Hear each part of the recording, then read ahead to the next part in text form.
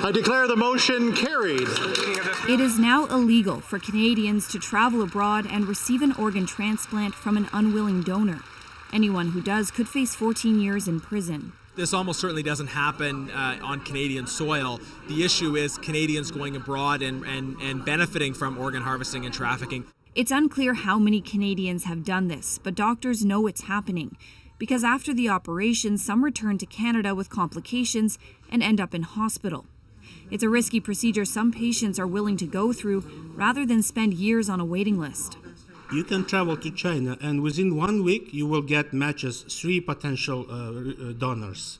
The Chinese government denies harvesting organs against people's will, but an independent tribunal and human rights groups have widely accused China of taking organs from executed prisoners, often dissidents or ethnic and religious minorities, including Falun Gong practitioners and Uyghurs.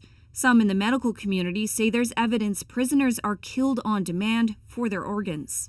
It's a moral ethics because, okay, you would like to save your life, but while you try to save your own life, you indirectly killing someone. Human rights groups say in other countries, criminals target people in poverty, convincing them to give up an organ in return for money that may never be paid. In Canada, various politicians have spent more than a decade trying to pass this law. We've seen an increase in organ harvesting. We heard horrible stories of children whose both their eyes had been, cut out. Advocates say these laws are key. When countries ban their own citizens from taking part in organ trafficking, it cuts off demand, and that will save lives. Marina von Stackelberg, CBC News, Ottawa.